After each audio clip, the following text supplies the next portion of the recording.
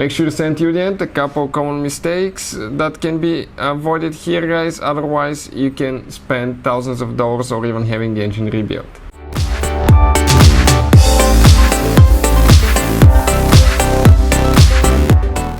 Hey guys, welcome back to Auto Repair, guys. Thank you guys for watching and subscribing to the channel. Today will be super helpful video to any of you having a Dodge Charger and you have check engine light and code P0345. Stay with us, we'll explain what can easily cause that and how to fix it, guys.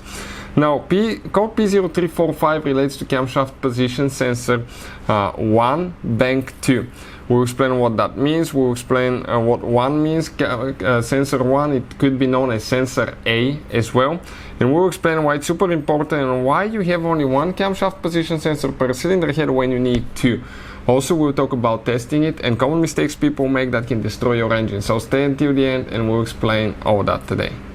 Before we start, let me tell you a little bit about us. Every single car we get here at the garage, we try to make, guys, at least 200 to 300 free repair videos on that Dodge Charger. We'll have even more. Why we do that? Because our mission in the shop is to save you as much money as we can. All we need, guys, in return, please subscribe to the channel, like the video, that way we can keep making these free videos, absolutely free. And if you guys need to buy any parts, tools for your Dodge Charger or any car, you want to get them at a good price and quick shipping, you want to save money, check out the link in the description of the video below. That's where we get all our tool supplies from, and we'll share where you can find even additional things. So what we have specifically here, this is a 2018 Dodge 3.6 engine right here. This is the Dodge Charger that we have right here, engine, quite popular, guys. And if you look now, this is a camshaft position sensor. Now, interesting fact about those 3.6 engines, they actually have two camshaft position sensors integrated in one. This is known as sensor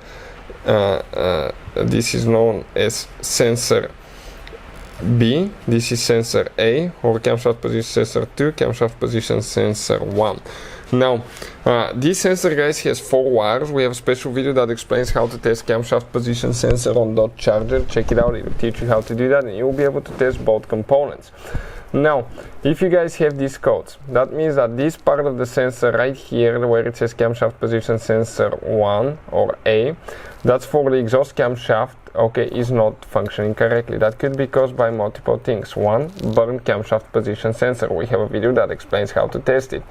Number 2, it could be, guys, that connector here, if it has oil buildup on it, if you had an oil leak, or if you washed your car, it got wet, that can cause it as well. Number 3, if it's not pushed all the way in, that will cause it as well. Number 4, inspect the wires on the back. Naturally, people will grab and pull for the wires to disconnect it. That can yank the wires out of the connector and that can destroy them practically, or they will not communicate with the camshaft sensor. That could be causing the problem.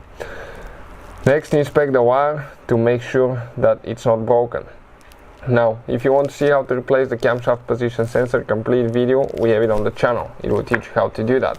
We have the video how to test it as well. Common mistakes people make sure you don't drop anything in the valve cover, because that will destroy your cylinder head practically.